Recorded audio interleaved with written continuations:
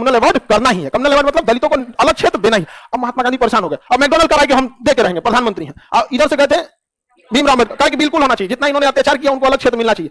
प्रधानमंत्री इंग्लैंड का कह रहा है कि होगा, वहां का गृह मंत्री कह रहा है कि होगा, विपक्ष का नेता क्लीमेंट एटली कह रहा होगा, पूरी मीडिया का रही होगा। महात्मा गांधी बीच से सम्मेलन छोड़ के चला, बाहर में जो पूरा गोल में सम्मेलन, जो तो भारत हम यहाँ पर, वो दिलेर इंसान था यहाँ पर। सोच सकते हैं जिस देश का गुलाम उस देश के प्रधानमंत्री के सामने मीटिंग छोड़ के कहता है यहाँ पे, आप एक विधायक के सामने ना उठ पाएंगे।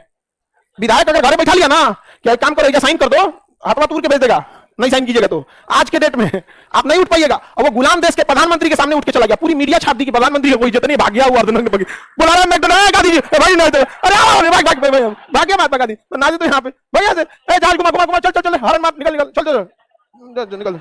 महात्मा गांधी भाग गए यहाँ पे, कैसे देश को तोड़ने की बात करता है यहाँ पे। और महात्मा गांधी आ गए कहां पर, भारत। भारत आ गए और जैसे भारत आए तो मैकडोनल्ड इरविन को फोन किया, इरविन यार तुम्हारा गलती नहीं है, ये आदमी टेढ़ है। इरविन को शांति मिला, कहा कि मैकडोनल्ड प्रधानमंत्री अब समझ में आया कि कितना नाक में दम किया ये आदमी, देखने में दुबला पतला है। आइंस्टीन ने कहा था कि आने वाले 200 सालों में कोई विश्वास नहीं करेगा कि ऐसे हाड़ मांस के शरीर वाला व्यक्ति था भी कोई।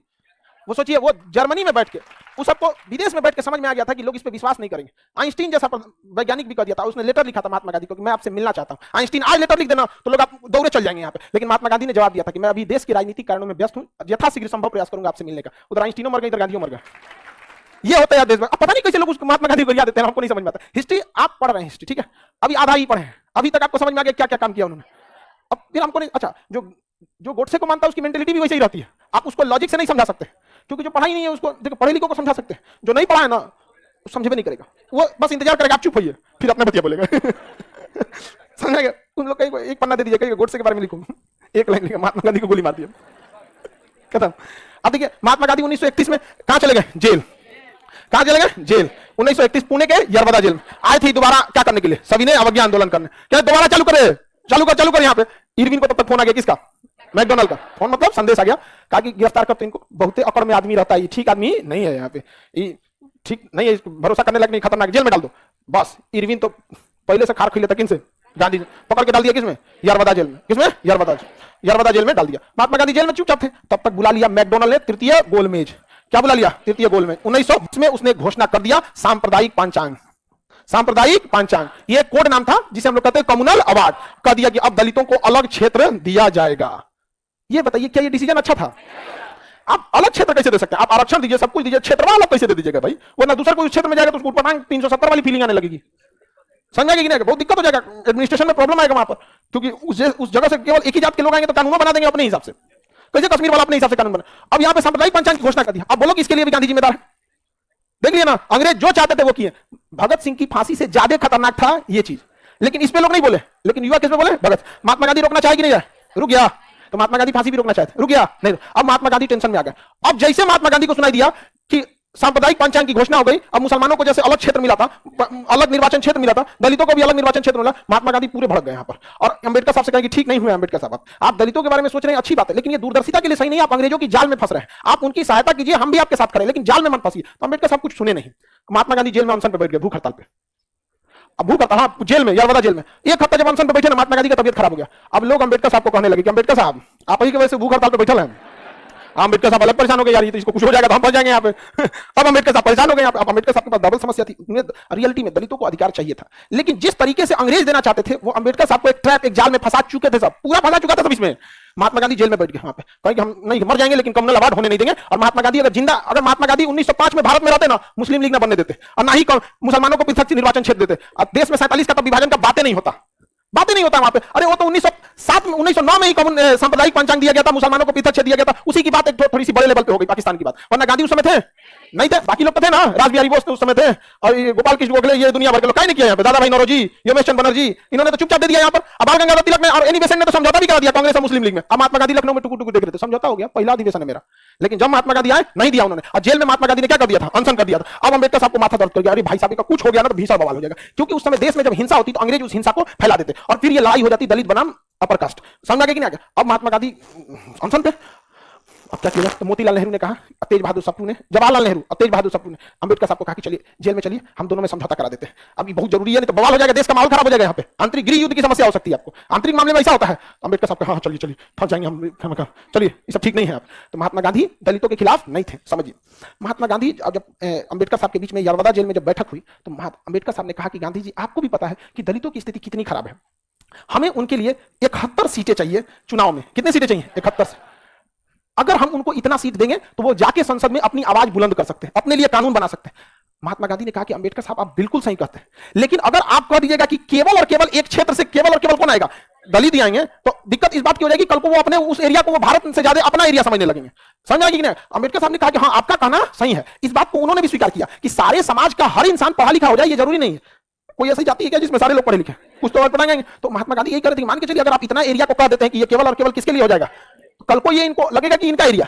तो आप समाज सुधार ठीक है, लेकिन इस आड़ में आप ये ना करें कि मतलब आगे जाके दिक्कत हो जाए। तो अंबेडकर साहब ने कहा गांधी जी से कि आप ही कुछ सुझाव दीजिए। तो उन्होंने कहा देखिए, आप दलितों के बारे में सोच रहे हैं 71 सीट, हम आपको 148 दे देते हैं। कितना देते हैं? 148। अंबेडकर साहब को इनका क्या गुंजी हो गया यहाँ पे, समझ में कि नहीं आ गया? कितना देंगे? 148।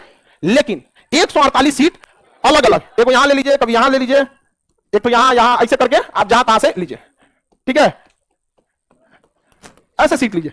इस सीट से फायदा क्या होगा कि हर एरिया से जो पिछड़ी जाते हैं उनका कुछ ना कुछ उत्थान होगा और धीरे धीरे पूरा समाज बदलेगा। थोड़ा समय लगेगा लेकिन समाज बदलेगा। आपको 71 चाहिए था ना, हमने आपको कितना दिया?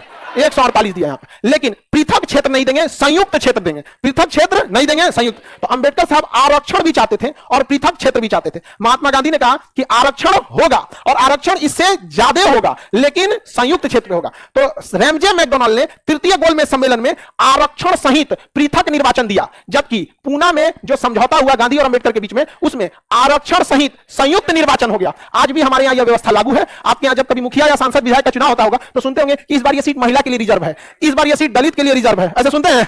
अच्छा, वो हमेशा नहीं रिजर्व रहेगा, फिर हटा के दूसरे जगह भेज दिया जाएगा। समझ में आ गया कि नहीं आ गया? बताइए, गांधी दूरदर्शी थे कि नहीं थे? इसके बावजूद गाली दे देते हैं लोग, तो हमको अजीब समझ में आता है। उस इंसान को आप कभी नहीं समझा सकते, जिस इंसान ने इतना कुछ किया यहां पर, उसको भी लोग गरिया देते हैं। अंबेडकर साहब भी खुश हो गए कि गांधी जी, हमारा आपके प्रति विचार बदल गया। हमें ऐसा लगता था कि आप समर्थन नहीं है, तो कहा कि पूरा बड़ा समर्थन लो।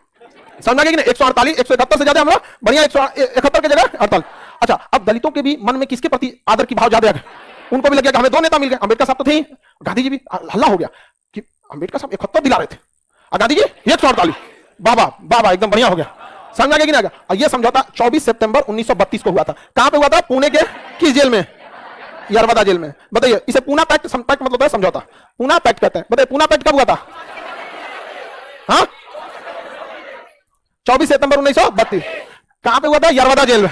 पूना समझौता के तहत दलितों को क्या हुआ? आरक्षण सहित संयुक्त निर्वाचन क्षेत्र दिया गया, जबकि कम्युनल अवार्ड में आरक्षण सहित पृथक निर्वाचन था। अंग्रेजों का कहां तक जहर बोए थे, सब समझ में आ रहा है? वो जो देश को छोड़ के गए उसे कंप्लीट बर्बाद किए हैं। लीबिया छोड़ के गए, कंप्लीट बर्बाद। सीरिया छोड़ के गए, कंप्लीट बर्बाद। इराक छोड़ के गए, कंप्लीट बर्बाद। अफगानिस्तान छोड़ के गए, कंप्लीट बर्बाद। भारत छोड़ के गए, भारत बर्बाद नहीं हो सकता है। यूनान, मिस्र, रोमा सब लूट गए जहां से, लेकिन मगर है बाकी नामो निशा हमारा। कुछ बात है कि हस्ती मिट्टी नहीं हमारी, सदियों रहा है दुश्मन दौरे जहां हमारा। ये हम लोग कभी नहीं मिट सकते हैं। यहां पर यूनान बहुत बड़ा देश था, मिस्र की सभ्यता, रोम की सभ्यता सब लूट गए जहां से, लेकिन मगर है बाकी नामो निशा हम लोग नहीं मिट सकते हैं कभी भी। समझा कि नहीं आ गया? यहाँ पर अभी अंग्रेजों को, हालांकि अंग्रेजों ने कंप्लीटली बर्बाद करके छोड़ा ना। म्यांमार अलग किया, बांग्लादेश अलग किया, भारत तोड़ा, पाकिस्तान तोड़ा, अफगानिस्तान तोड़ा, अपने हिसाब से तो तोड़िए दिए थे सब। समझ आ गया कि नहीं आ गया? तो हम तो आपको ज्योग्राफी में पढ़ाएं कि जब बिग बैंग थ्योरी हुआ तो दोबारा एक सुपर क्रंच भी होगा। समझे ना? जब टुकड़ा हुआ है तो जुड़ेगा भी। तो ज्योग्राफी में जिसे हम विस्फोट को कहते हैं बिग बैंग, और दोबारा जुड़ेगा तो सुपर क्रंच। तो इतिहास में जो भारत का विभाजन, तो अखंड भारत नहीं होगा। बताइए, 24 सितंबर समझ आ गया कि नहीं आ गया? किसी को दिक्कत नहीं ना? पूना समझौता 24 सितंबर 1932। किसके किसके बीच? गांधी और अंबेडकर।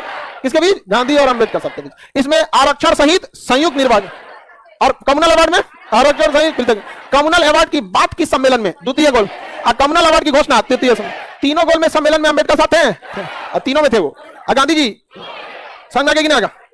आप कोई क्वेश्चन पूछ रहे हैं, जब टॉपिक खत्म हो जाए तब पूछिए। जैसे सविनय दांडी मार्च खत्म हो गया, आपको दांडी मार्च से कुछ क्वेश्चन है? नहीं, तो सविनय वगैरह अभी चल रहा है तो चलने दीजिए अभी, ठीक है? हाँ, तो अभी नहीं, अभी सविनय वगैरह चल रहा है, ये पूरा कंप्लीट हो जाने दीजिए। आपको असहयोग आंदोलन से कुछ पूछना है? नहीं ना, तो ये भी जब खत्म हो जाएगा तो आपको कुछ नहीं पूछना रहेगा, ठीक है? आप होम ट्यूशन नहीं पढ़ रहे हैं, हजारों लड़के यहाँ। हम आपसे क्या कहते हैं? जब चीजें खत्म, होम रूल से कुछ पूछना है नहीं ना, इससे भी आपको कुछ नहीं पूछना रहेगा। आप फ्लो तोड़ देते हैं लोग बीच में आके बिना मतलब के सवाल से। जब ये खत्म हो जाएगा ना सविनय अवज्ञा आंदोलन, आपको इसमें से कोई क्वेश्चन नहीं बचेगा, ना ही गोलमेज सम्मेलन से, ना ही इस वाले से। जैसे अभी आपको कोई क्वेश्चन पूछना है असहयोग आंदोलन से तो पूछ सकते हैं, नहीं ना, तो उसमें भी नहीं होगा। इतने बच्चों को पढ़ाए ना, हमको पता है हमारी मजबूरी क्या है कि अगर आपको डाउट हो जाएगा तो हम पढ़ा नहीं पाएंगे, क्योंकि लाखों में स्टूडेंट है। 1% को डाउट होगा ना तो लाख में जाएगा वो संख्या। 1% को डाउट हुआ तो संख्या कितनी जाएगी? लाख में। तो आपसे ज्यादा हमारी दिक्कत हो जाएगी वहां पर। कोई लाख स्टूडेंट का डाउट सॉल्व करते में हमारा 2023 खत्म हो जाएगा। It's my prime responsibility. समझा गया कि नहीं क्या? ठीक है, वो अलग बात है कि आप लोग पहले कहीं पढ़े रहते हैं तो दिमाग में डर रहता है यहाँ पे। इतना समझा गया? अब आगे हम लोग कल करते हैं, ठीक है? बस एक नजर उसको देखा, दिल में उसकी तस्वीर लगी, क्या नाम था उसका रब